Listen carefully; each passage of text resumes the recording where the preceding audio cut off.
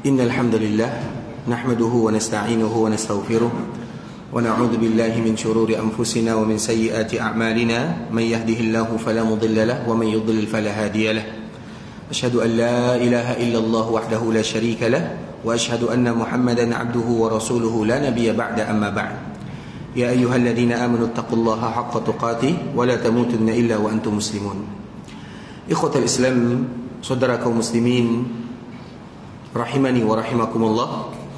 Alhamdulillah, pada pagi hari ini Allah Subhanahu wa taala masih memberikan kepada kita kesehatan, kesempatan yang mana Nabi sallallahu alaihi wasallam menyebutkan apabila seorang hamba diberikan kepadanya kesehatan kemudian diberikan makan pada hari itu, faka'annama hizat lahu dunya wa ma fiha, seolah-olah dunia itu dibukakan kepadanya.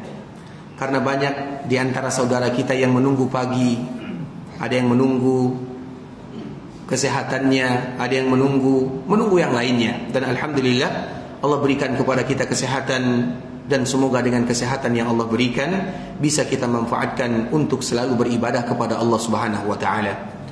Dan selalu kami sebutkan ikhwatul Islam, karena seorang muslim kalau mereka tidak memanfaatkan diri mereka dan kehidupan mereka untuk melakukan kebaikan, maka sudah pasti mereka akan memanfaatkannya untuk keburukan. Dan kita tidak mau demikian, sehingga kita berusaha untuk menyibukkan diri kita melakukan kebaikan. Karena manusia itu harus sibuk. Kalau tidak sibuk melakukan kebaikan, maka mereka akan melakukan keburukan. Sehingga siapa yang akan menyibukkan diri kita untuk melakukan kebaikan? Diri kita sendiri. Allah Subhanahu wa taala menyebutkan, in tansurullaha yansurkum wa yutsabbit aqdamakum. Kalau kalian mau menolong agama Allah itu artinya bagaimana kita menyibukkan diri dengan sesuatu yang diperintahkan oleh Allah kita untuk melakukannya. Itu artinya lakukan sesuatu yang bermanfaat. Apa balasan yang Allah berikan? Yang pertama, Allah akan tolong kalian.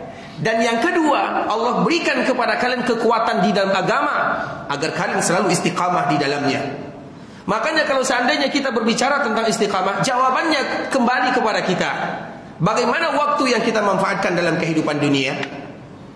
Karena apabila kita ingin istiqamah, maka sibukkan diri dengan kegiatan. Kita contohkan misalnya, ada orang yang misalnya sibuk dengan membaca Quran, ada orang yang misalnya sibuk dengan menyekolahkan orang, ada orang yang sibuk misalnya membangun masjid, manfaat-manfaat yang lainnya yang bisa dia lakukan. Maka pikirannya akan disibukkan dengan kegiatan tersebut.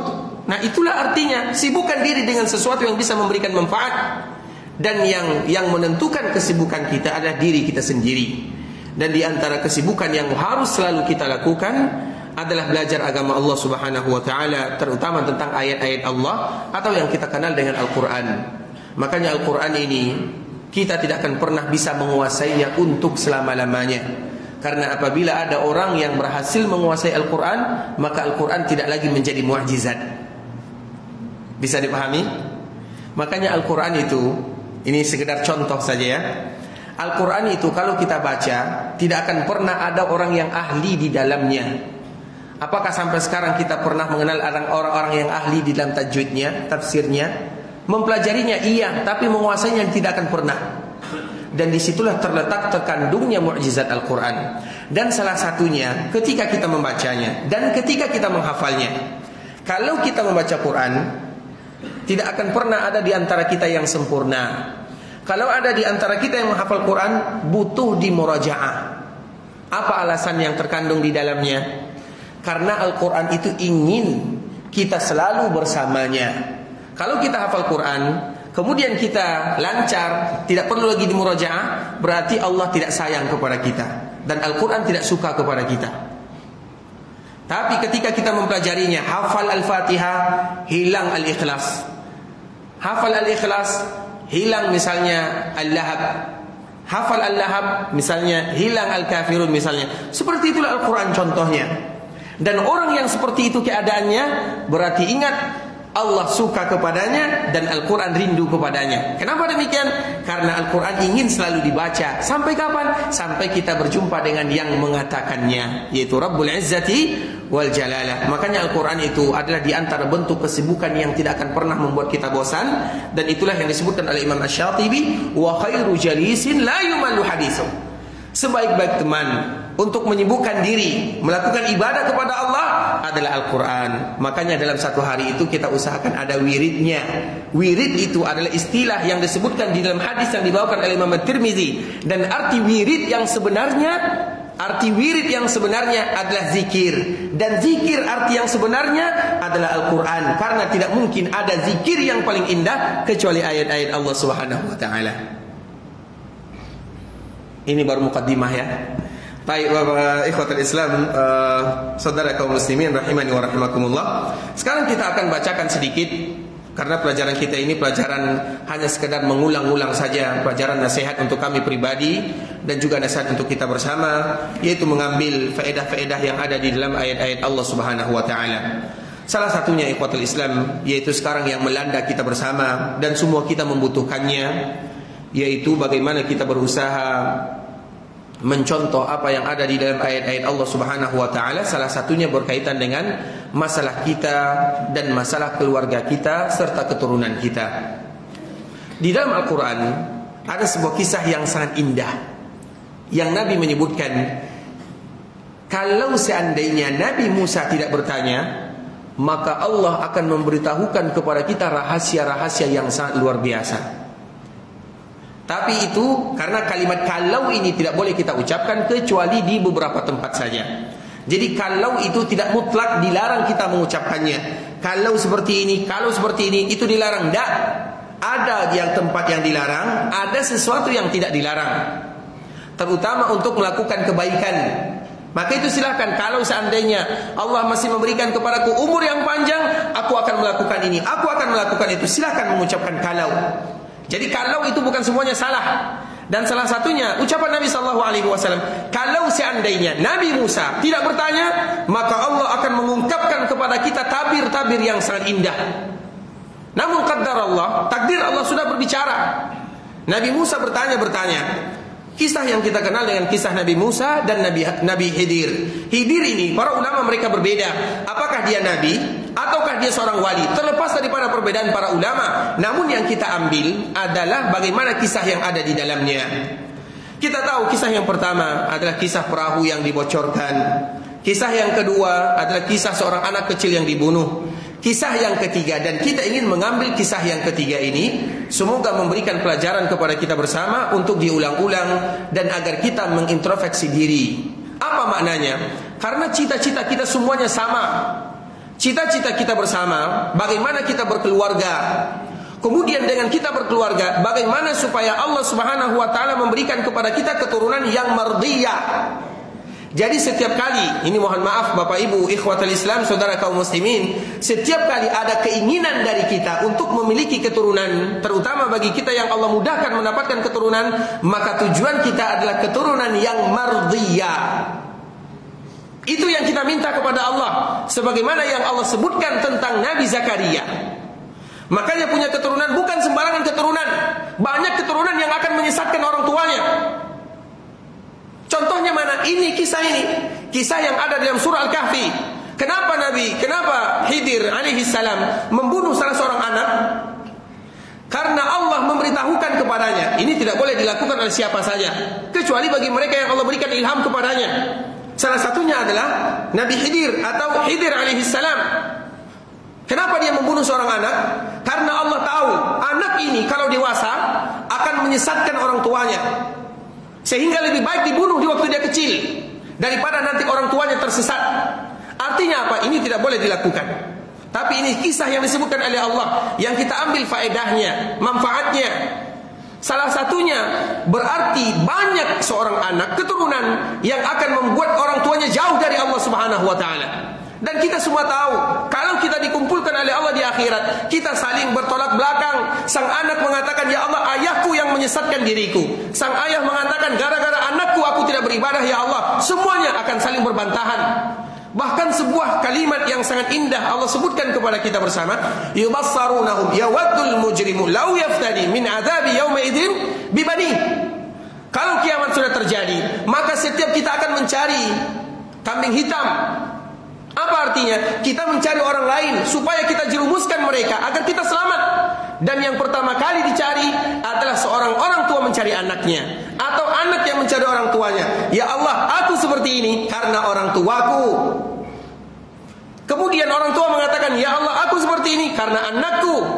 Bukankah fitnah kita yang paling luar biasa adalah fitnah keluarga? Fitnah orang tua adalah fitnah anaknya, fitnah anak adalah fitnah orang tuanya.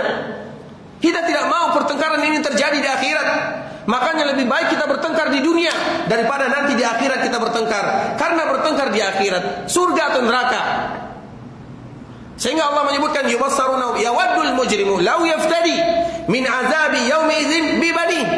Orang yang jahat, yang salah, mereka akan mengatakan kepada Allah, ya Allah, ini anakku, jadikan dia sebagai tebusan, biarkan dia masuk neraka asalkan aku masuk surga. Coba siapa yang dijadikan tebusan pertama? Anaknya. Berarti bisa juga sebaliknya, sang anak akan menjadikan orang tuanya sebagai tebusan. Ya Allah, masukkan ayahku ke dalam api neraka asalkan aku masuk surga. Dan itu sesuatu yang Allah kabarkan kepada kita bersama. Kemudian orang ini mengatakan, ya Allah, kalau tidak cukup anakku yang menjadi tebusan, jadikan istriku sebagai tebusan. Kalau juga tidak cukup, jadikan keluargaku.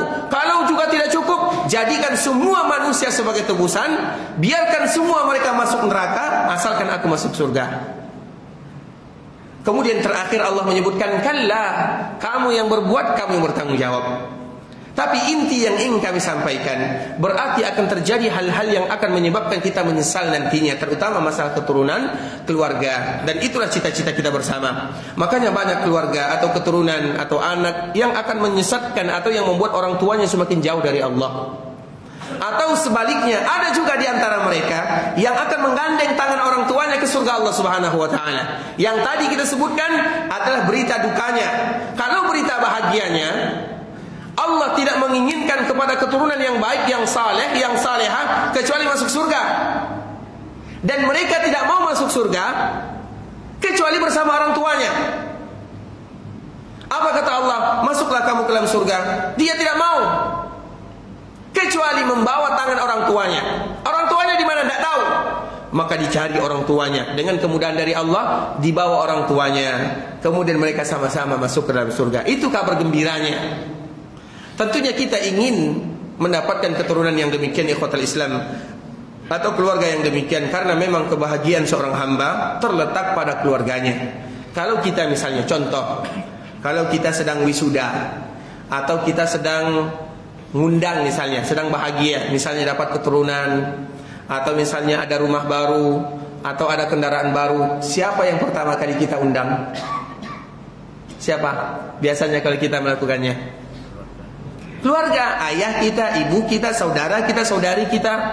Tapi kalau kita undang semua manusia dan keluarga kita tidak datang, bagaimana perasaan kita? Kecewa. Sehingga Allah tahu yang demikian. Makanya Allah juga menyebutkan di dalam surat At-Tur, walladzina amanu, mereka-mereka yang beriman, dan diikutkan keimanan mereka itu juga untuk keluarga mereka nanti Allah kumpulkan. Artinya misalnya contoh, Allah tahu benar bagaimana perasaan manusia, bagaimana perasaan hambanya. Orang tua atau anak salah satu dari keluarganya, mereka mendapatkan surga yang tinggi. Dan surga itu 100 tingkatan. Antara satu tingkatan dengan tingkatan berikutnya seperti jaraknya antara langit dan bumi. Dan kita tahu, kita tidak pernah mengetahui mana yang namanya langit. Yang kita lihat itu hanya di atas langit, itu sama. Apabila kita sebut dengan kalimat sama, di atas. Tapi mana ujungnya kita tidak pernah tahu. Nah, jaraknya antara bumi dengan langit, berapa jaraknya kita tidak pernah tahu. Itu satu tingkatan. Surga 100 tingkatan. Misalnya ada orang tua yang di tingkatan di atas, anaknya tingkatan ke bawah. Nah, untuk membahagiakan orang tua, atau sebaliknya untuk membahagiakan anak, atau sebaliknya untuk membahagiakan saudaranya, atau sebaliknya untuk membahagiakan keluarganya, apa yang Allah lakukan? Maka yang tadi di bawah diangkat oleh Allah menuju derajat yang tadi memiliki keluarga di atas. Supaya apa? Supaya mereka bahagia, kesempurnaan mereka bahagia. Karena tidak mungkin kita bahagia kita berada di tingkatan atas, keluarga kita berada di bawah. Tidak mungkin rasanya kurang kebahagiaannya. Sehingga Allah tahu yang demikian, Allah angkat yang tadi. Begitulah kasih sayang Allah Azza wa Jalla. Oleh karenanya ikhwatul Islam, tentunya kita berusaha bagaimana keluarga kita adalah keluarga yang diridhai oleh Allah, terutama anak-anak kita, cucu kita, keluarga kita secara umum. Sehingga kita ingin mengambil faedah dari ayat yang sangat indah ini, yaitu kisah yang Allah sebutkan dalam surah Al-Kahfi. Apa kata Allah Subhanahu wa taala? Di akhir kisah Allah bercerita tentang Nabi Musa dan Khidir. Jadi setelah Nabi Khidir dan Nabi Musa melakukan perjalanan yang sangat jauh, kemudian dikala melakukan perjalanan, dia singgah di suatu daerah, di suatu kampung. Tapi qaddarallah, kampung ini adalah kampung yang terkenal dengan kikir dan kedekut. Kikir sekali. Datang Nabi Musa, datang Khidir, karena mereka baru di sana, tidak tahu apa-apa. Mereka ingin minta ada orang yang menjamunya atau bertamu.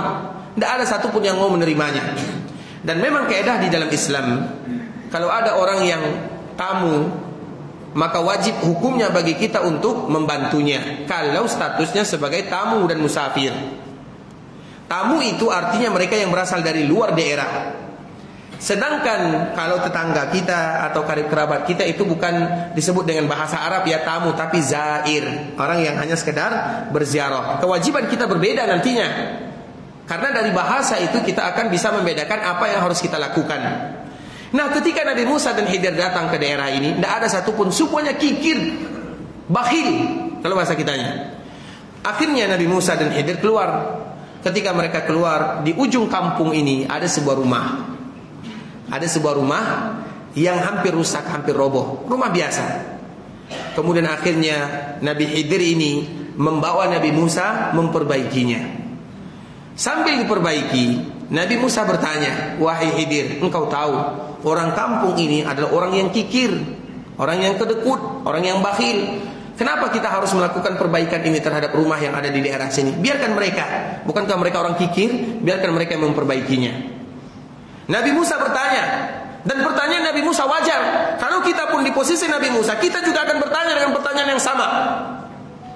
Kita dizalimi, kalau bahasa kitanya kita tidak pedulikan. Apakah mungkin kita memperdulikan orang yang tidak memperdulikan kita? Itulah bahasa Nabi Musa. Apa jawaban Khidir? Karena memang kesepakatan mereka jangan bertanya. Kesepakatan antara Nabi Musa dengan Khidir, jangan bertanya. Kalau bertanya, maka putus hubungan kita. Makanya ini adalah pertanyaan terakhir. Dan dengan pertanyaan terakhir inilah terputus antara Nabi Musa dengan Khidir, yang mana mereka selama-lamanya tidak lagi pernah bertemu. Dan Khidir itu kita sebutkan, kalau dia seorang nabi,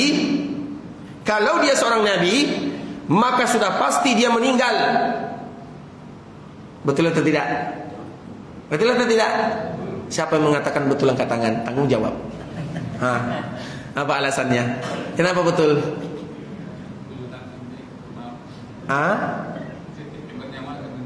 Itu jawaban umum.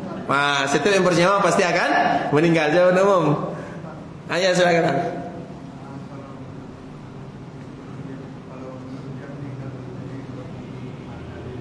Kalau dia belum meninggal berarti dia wajib mengikuti Nabi Muhammad sallallahu alaihi wasallam. Dari mana abang tahu kalau dia tidak mengikuti Nabi Muhammad? Betul atau tidak? Dari mana kita tahu kalau dia tidak mengikuti Nabi Muhammad? Atau dari mana kita tahu kalau dia tidak bertemu dengan Nabi Muhammad? Susah-susah gampang ya. Baik, mudah saja ikhwatul Islam. Bukankah Allah menyebutkan wa ma Muhammadun illa rasulun qad khalat min qablihi rusul afa immata aw qutila qalabtu ala aqabikum. Ketika Nabi wafat, Nabi sallallahu alaihi wasallam wafat, semua para sahabat bersedih. Ketika mereka bersedih, maka Abu Bakar membacakan ayat ini. Nabi Muhammad itu sama dengan nabi-nabi sebelumnya. Ingat, ayat ini dibacakan oleh Abu Bakar ketika Nabi wafat. Artinya apa? Kalau Nabi saja wafat, dan Nabi adalah Sayyidul Anbiya wal Mursalin, pemimpin para nabi dan para rasul, berarti Nabi Khidir di atas Nabi Muhammad atau di bawah Nabi Muhammad? Sudah jelas artinya, makna di bawah itu Nabi yang paling mulia. Semua para nabi mengikuti Nabi sallallahu alaihi wasallam. Artinya kalau Nabi Muhammad wafat yang paling mulia, berarti nabi-nabi yang lain sudah pasti mereka wafat. Paham atau tidak? Makanya ayat ini dibaca oleh Abu Bakar dan semua para sahabat baru sadar kalau ayat ini dibacakan. Padahal ayat ini sudah selalu mereka baca. Umar bin Khattab radhiyallahu taala anhu, dia paling marah. Kalau ada di antara kalian yang mengatakan Nabi Muhammad meninggal, aku akan marah. Nabi Muhammad itu sama dengan Nabi Musa. Nabi Musa dipanggil oleh Allah 40 hari, begitu juga dengan Nabi Muhammad SAW. Nabi Musa dipanggil 40 hari, kembali lagi kepada kaumnya. Tidakkah kita kenal Nabi Musa dipanggil 40 hari? Kemudian dikembalikan oleh Allah kepada kaumnya. Nah begitu juga dengan Nabi Muhammad, kata Umar bin Khattab. Dan pendalilan Umar bin Khattab bagus, karena dia belum bisa menerima secara utuh Nabi itu meninggal, iya, tapi setelah 40 hari akan dikembalikan oleh Allah Azza wa Jalla, kata Umar bin Khattab. Makanya dia mengatakan, wallahi ma mata Rasulullah sallallahu alaihi wasallam, demi Allah Nabi itu tidak wafat. Artinya dia belum bisa menerima Nabi sallallahu alaihi wasallam wafat. Begitu juga dengan sahabat yang lainnya. Dan memang itu sulit. Kalau terjadi kepada kita juga sulit. Kadang anak-anak kita baru bermain bersama kita, tiba-tiba keesokan hari dia meninggal. Sulit bagi kita menerimanya. Itu anak kita. Bagaimana dengan Muhammad bin Abdullah sallallahu alaihi wasallam?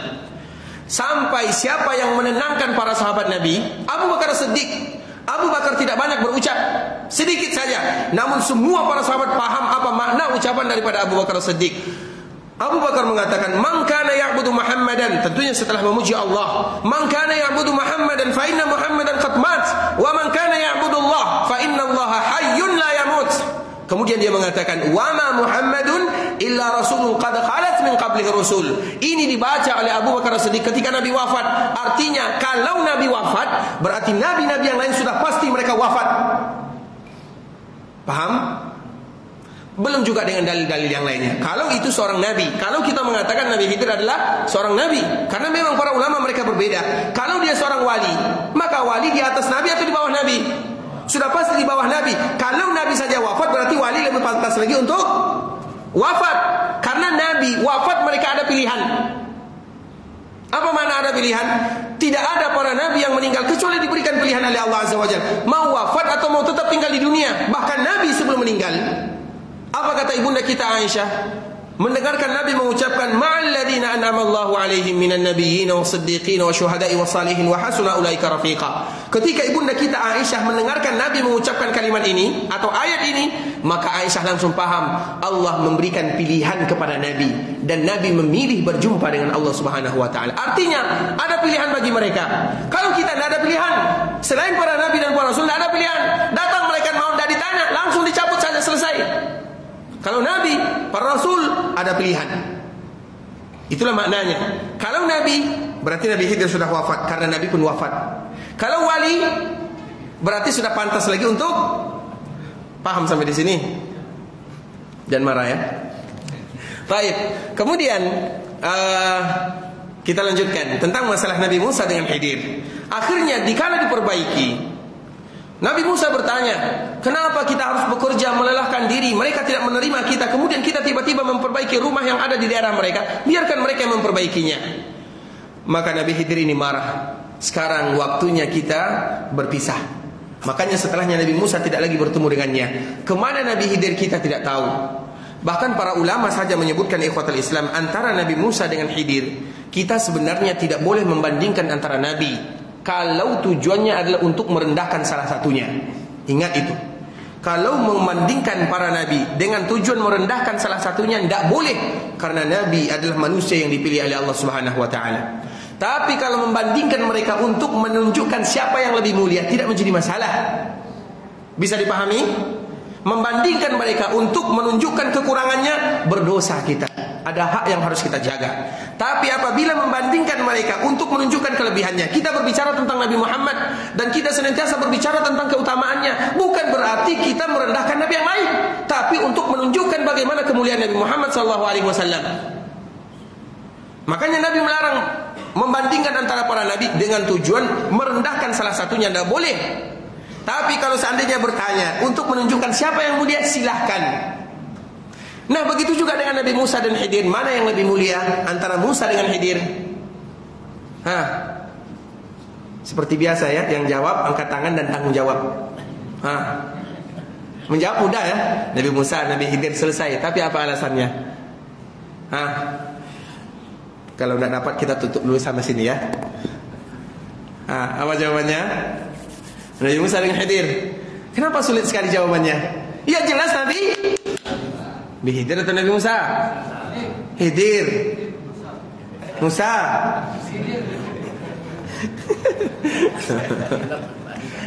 Kayaknya khilaf ulama di sini ya.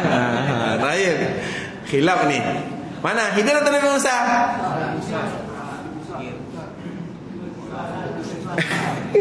Baik. Siapa yang berani tanggung jawab? Angkat tangan. Karena Nabi Musa banyak kisah-kisahnya dalam Al-Quran. Apakah setiap nabi yang dikisahkan harus menjadi mulia di dalam Al-Quran dibandingkan dengan yang tidak dikisahkan? Susah jawabannya nih Pak. Mudah saja ikhwatal Islam. Nabi Ulul Azmi itu siapa? Kenapa mereka disebut dengan Ulul Azmi? Ulul Azmi itu apa artinya? Ulu, apa arti ulu? Ulu itu kalau bahasa kita yang punya. Azmi, apa arti azmi? Azam. Azam bahasa kita kan? Azam, apa arti azam? Kemauan, tekad, berarti berlebih dari yang lainnya. Nah, siapa Nabi Ulul Azmi? Berapa orang Nabi Ulul Azmi? Sebenarnya 6. Sebenarnya 6. Dari mana kita tahu? Nanti ketika Allah mengisahkan kepada siapa kita datang di hari kiamat. Kepada siapa kita datang di hari kiamat? Yang pertama kepada siapa? Nabi Adam. Yang kedua Nabi Nuh. Yang ketiga Ibrahim. Yang keempat Nabi Musa. Yang kelima Nabi Isa. Yang keenam Nabi Muhammad. 6 orang. Tapi Nabi Adam tidak jadi. Kenapa? Karena Allah sendiri yang mengatakan dalam surat Taha. Akhirnya tinggal 5. Nah berarti 5 ini menjadi Nabi Ulul Azmi. Mereka lah yang paling mulia di antara yang mulia. Berarti nggak perlu kita ragu di dalam menjawabnya. Sudah pasti Nabi Musa alaihissalam. Ustaz, bukankah Nabi Musa belajar kepada Nabi Khidir? Apakah setiap orang yang belajar kepada orang lain akan menjadi lebih mulia dibandingkan dengan orang yang belajar? Bisa dipahami atau tidak? Agar kita tahu bagaimana susunannya dan alasannya. Kemudian dikala kita bicara dengan sesuai dengan kadarnya, sesuai dengan apa yang Allah inginkan kita untuk menyampaikannya. Artinya, Nabi Musa ini belajar kepada Khidir, iya, tapi bukan berarti Nabi Musa di bawah secara derajat di bawah Nabi Khidir alaihi salam. Karena bagaimanapun Nabi Musa Nabi Ulul Azmi. Dan kita semua sepakat di atasnya. Kalau sudah Ulul Azmi dan kita mengatakan Nabi Khidir lebih mulia daripada Nabi Musa, berarti sama saja kita mengeluarkan Nabi Musa dari Ulul Azmi atau kita memasukkan Khidir kepada kalimat Ulul Azmi. Mana yang benar? Mengeluarkan Nabi Musa dari Ulul Azmi atau memasukkan Khidir ke Ulul Azmi? Kedua-duanya tidak bisa. Bisa nggak kita mengeluarkan Nabi Musa dari Ulul Azmi? Tidak bisa. Bisa nggak kita memasukkan Khidir ke Ulul Azmi? Berarti kedua-duanya tidak bisa. Jelas? Supaya tidak ngantuk ya. Pagi ini biasanya bawaannya ngantuk saja. Baik. Kemudian akhirnya apakah jawaban Nabi Khidir alaihi salam? Wa ammal jidaru fakana li ghulamaini yatimaini fil Madinah wa kana tahtahu kanzul lahumā wa kana abuhuma salihah. Itu jawabannya. Ternyata alasan Nabi Khidir memperbaiki rumah ini karena rumah ini tidak ada lagi yang bisa memperbaikinya. Karena orang kampung ini orang yang kikir. Jadi mereka jangankan memperbaiki rumah orang, rumah mereka pun belum tentu mereka perbaiki. Sehingga terpaksa Allah mengutus Nabi Musa dan Khidir alaihi salam. Kemudian dikala perbaiki, ternyata rumah ini milik anak-anak yatim. Anak yatim itu selalu kita sebutkan anak yang meninggal ayahnya dan mereka belum balik. Kalau mereka sudah balik, berarti semua kita anak yatim. Makanya kalau kan biasanya ada infak anak yatim, itu dilihat umurnya dan dilihat kadar baliknya. Karena kalau mereka sudah balik, kemudian kita berikan, tidak salah kita berikan, namun bukan lagi diberikan kepada anak yatim. Anak yatim itu kalau perempuan bisa jadi umur 10 tahun, mereka tidak lagi disebut dengan anak yatim, karena mereka sudah balik. Apalagi di zaman-zaman sekarang ini banyak anak-anak yang sudah balik dan umur mereka masih di bawah. Kadang 11 tahun sudah balik, kadang 12 tahun sudah balik. Tapi standarnya adalah balik itu sebelum mereka mukallaf, atau yatim itu sebelum mereka mukallaf. Kemudian jadi rumah ini berarti milik anak yatim. Artinya mereka belum bisa melakukan apa-apa. Mereka belum bisa bekerja. Mereka belum bisa menghasilkan. Mereka belum bisa kecuali bergantung kepada orang anak yatim. Berarti bisa jadi umur mereka masih 6 tahun, 7 tahun. Sehingga Allah mengutus Nabi Khidir dan Nabi Musa alaihissalam. Kemudian apa alasannya? Karena di bawah harta ini orang tuanya meninggalkan permata, perhiasan yang sangat banyak sekali. Jadi di bawah rumah ini ada perhiasan, warisan kalau bahasa kitanya. Kalau rumah ini hancur, coba kita lihat. Bagi kita yang pernah datang ke padang pasir, kalau rumah roboh, maka suatu saat nanti akan hilang, ditimbun oleh padang pasir secara sendirinya. Karena angin bertiup kencang, kemudian pasir-pasir datang menimbun, selesai habis hilang. Kemudian kalau hilang, mana hak anak yatim ini? Siapa yang akan mengembalikannya? Siapa yang tahu kalau di bawahnya ada permata di bawahnya? Tidak ada. Makanya Allah mengutus Nabi Musa dan Khidir untuk tetap menjaga rumah ini, kemudian mengokohkannya agar nanti kalau seandainya mereka tumbuh dewasa, mereka tahu ini rumahnya. Dan semoga-moga, dan belum diambil, intinya dijaga, ada warisan di bawahnya. Alasannya tidak lain tidak bukan, dikembalikan kepada tujuan daripada pembicaraan kita pada pagi hari ini. Wa kana abuhuma salihah. Alasannya karena ayahnya adalah ayah yang saleh. Artinya kalau kita sudah menjadi orang tua yang saleh, dengan itulah Allah akan menjaga anak dan keturunan kita. Tidak ada alasan yang lain. Iya, banyak alasan, cara ini, cara itu, ya semua kita lakukan. Tapi alasan yang paling utama dikembalikan kepada diri kita. Ustaz, saya ingin anak saya jadi hafiz Quran, Ustaz. Kita setiap hari main HP. Misalnya contoh, Ustaz, saya ingin anak saya soleh, Ustaz. Padahal kita setiap hari nongkrong di mana-mana. Jarang kita nongkrong di masjid, misalnya contoh. Makanya dikembalikan kepada diri kita. Anak kita ini sudah pasti cerminan dari orang tuanya, iya atau tidak? Artinya kalau seandainya anak kita misalnya ada masalah dalam kehidupannya, maka kita kembalikan, mungkin saya seperti inilah waktu saya kecil. Ya Allah, maka disitulah kalimat yang kedua. Apabila kita tahu anak kita dan kita tahu diri kita, maka disitulah kita akan menjadi guru pertama bagi mereka. Tapi kalau kita tidak tahu siapa diri kita, dan juga kita tidak tahu siapa anak kita dan keluarga kita, disitulah kita akan mulai menyalahkan orang lain. Ini sekolahnya tidak bagus nih, ini gurunya tidak pandai ngajar, misalnya banyak bahasa-bahasa yang lain. Padahal yang salah itu adalah dikembalikan kepada dirinya pertama, kemudian kepada anaknya, baru orang lain. Maka disitulah muncul sebuah doa yang harus senantiasa dianjurkan bagi kita membacanya. Allahumma aslih li fi dzurriyyati wa tub alayya innaka antat tawwabur rahim. Inilah inti daripada pengajian kita pagi ini. Jangan ada di antara kita yang keluar kecuali sudah hafal doa ini. Setiap kali kita sujud, setiap kali di tasyahud, setiap kali kita berdoa di malam hari, itu jangan pernah kita lupakan. Allahumma aslih li fi dzurriyyati wa tub alayya innaka antat tawwabur rahim. Ada yang hafal? Kita ulang dulu sama-sama ya. Allahumma aslih li fi dzurriyyati. Allahumma aslih li fi dzurriyyati. Allahumma aslih li fi dzurriyyati wa tub alayya innaka antat tawwabur rahim. Apa artinya ikhwatal Islam? Allahumma ya Allah aslih. Aslih itu artinya perbaikilah. Makanya kalau nanti anak kita ada masalah, keluarga kita ada masalah, sebelum kita marah, maka yang harus kita ucapkan pertama adalah aslahakallah. Aslahakallah. Kita boleh marah, tidak dilarang kita marah kepada keluarga, tapi kalimat yang pertama kali keluar adalah aslahakallah atau Allahu yuslihuk, sesuai dengan doa ini. Doa ini terdapat di dalam ayat Allah Subhanahu wa taala. Ini sekedar cerita saja ya, semoga memberikan manfaat. Terlepas dari benar atau salahnya, cerita yang masyhur, semua kita tahu. Cerita tentang Imam Haram yang mulai dari umur 20 tahun dia sudah menjadi imam.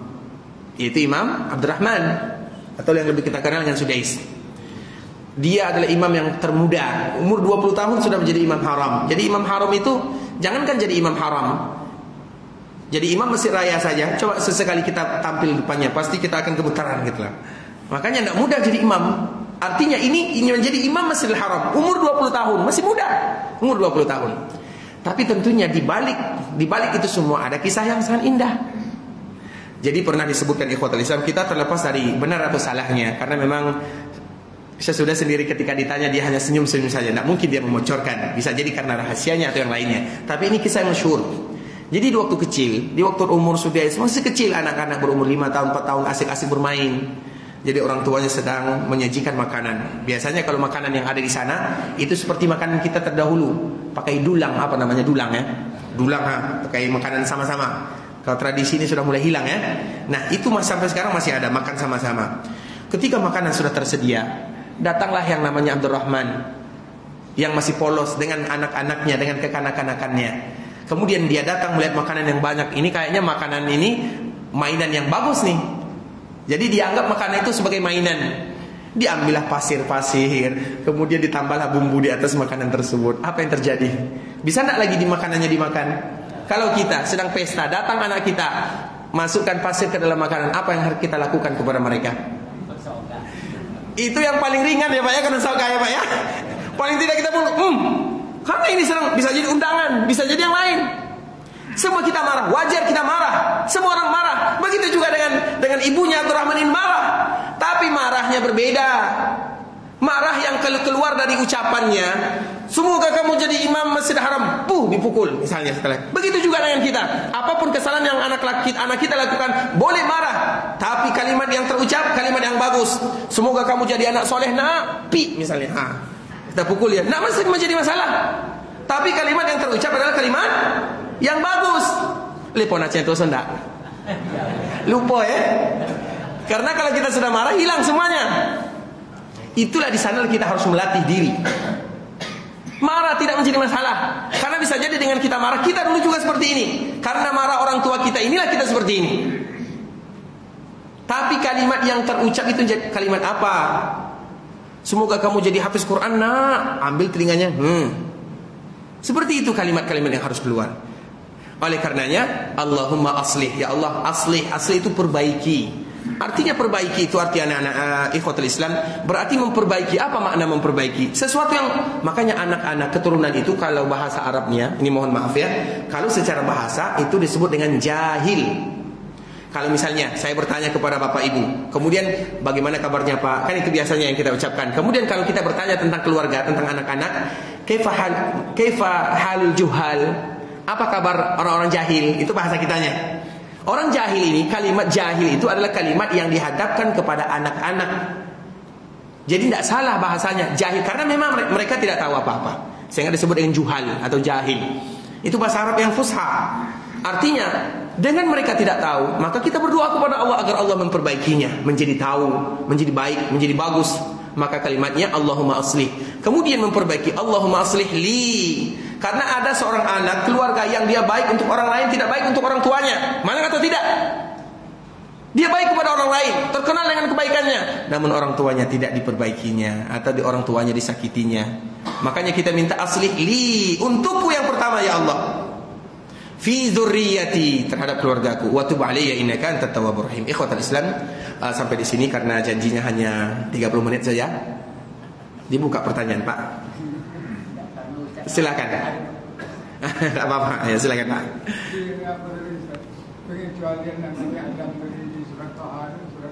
Surat Taha. Laisa lahu azma. Laisa lahu azma. Ya Pak ya. Jelas supaya nanti di surat Taha di akhir-akhir kalimat, di lembaran kedua sebelum terakhir. Nanti Bapak cari sendiri ya. Wa iyyak. Baik, yang lain?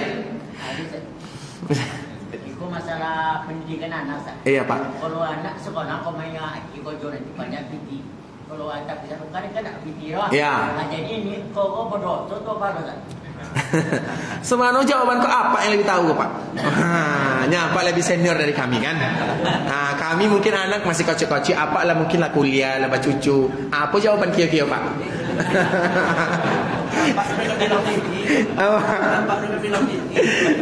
Nah, ini kaidah ya. Jadi kaidah, tujuan utama kita semuanya untuk akhirat sudah pasti. Tapi kalau ada dunia mengikuti, itu bonus dari Allah Subhanahu wa taala. Kita contohkan. Nabi dikala berperang, sahabat dikala berjihad, apa tujuan mereka? Sudah pasti karena Allah. Terus setelah mereka berjihad, berjuang, mereka menang, dapat harta rampasan dunia, harta rampasan dunia atau akhirat? Dunia. Dan itu jumlahnya bukan sedikit. Apakah mereka menolaknya? Apakah Nabi menolaknya? Apakah Nabi kurang iman? Apakah sahabat kurang iman? Tidak. Itu bonus dari Allah Subhanahu wa taala. Artinya, kalau ada dunia yang mengikuti bukan tujuan utama. Misalnya, tujuan utama karena di sini tahfiz. Pertama itu tujuannya adalah akhirat. Kenapa sekolah di sini? Karena mengajarkan pendidikan agama, berbakti kepada orang tua atau mengajarkan Al-Qur'an. Kemudian setelah itu diiming-imingkan, ada bahasa belakangnya. Kalau nanti seperti ini ke sana, kalau seperti ini hafiz Quran nanti bisa jadi seperti ini, seperti itu. Itu adalah mengikuti, bukan tujuan utama. Dan itu boleh atau tidak? Boleh. Kita salat misalnya, kita salat untuk siapa? Untuk Allah. Bukankah Allah sendiri mengatakan barang siapa yang salat berjamaah di rumah Allah dapat 27 derajat. Tujuan kita pertama beribadah untuk Allah, dan pahala yang Allah janjikan juga kita inginkan. Jadi kita tidak menolak satupun. Setiap ada janji, kan janji nomor rupa ya, ada iming-iming, kita terima. Karena semua manusia, bukan anak kecil saja, kita pun sebagai orang dewasa, kalau tidak ada iming-imingnya kita tidak akan datang. Di apa datang masjid siko salat subuh? Banyak tempat masjid lain. Hanya kami nak nengok ceramah misalnya, karena nengok ceramah itu majtama'a qaumun fi baitin min buyutillah. Kita ada iming-imingnya. Tidak ada manusia yang berkumpul di rumah Allah bacakan ayat-ayat Allah atau hadis-hadis Rasulullah kecuali ada pahala ini, pahala itu. Jadi itu bonus dari Allah. Semuanya kita ambil, dan itulah zalika fadlullah yu'ti may yasha, dan Allah mengkehendaki umat Nabi Muhammad melakukan yang demikian. Nah, begitu juga dengan yang tadi Bapak tanyakan. Bukan berarti memilih sekolah kita memikirkan nanti-nantinya, tidak menjadi masalah, tidak salah. Bisa dipahami ya? Yang lain kami silakan. Kita cukup dulu sampai di sini ya. Ikhwatul Islam, kami mohon maaf karena waktu sudah lewat. Kami mohon dimaafkan kalau ada kesalahan dalam ucapan, dalam bertutur kata. Dan semoga Allah menjadikan keluarga kita adalah keluarga yang bahagia di dunia dan di akhirat, menjadikan keturunan kita keturunan yang akan membawa kita menuju surga Allah Subhanahu wa taala. Kita tutup dengan mengucapkan doa kafaratul majlis. Subhanakallahumma bihamdika asyhadu an la ilaha illa anta astaghfiruka wa atubu ilaik. Wa sallallahu wa sallim ala nabiyyina Muhammadin wa ala alihi wa sahbihi wa sallam tasliman katsira. Assalamualaikum warahmatullahi wabarakatuh.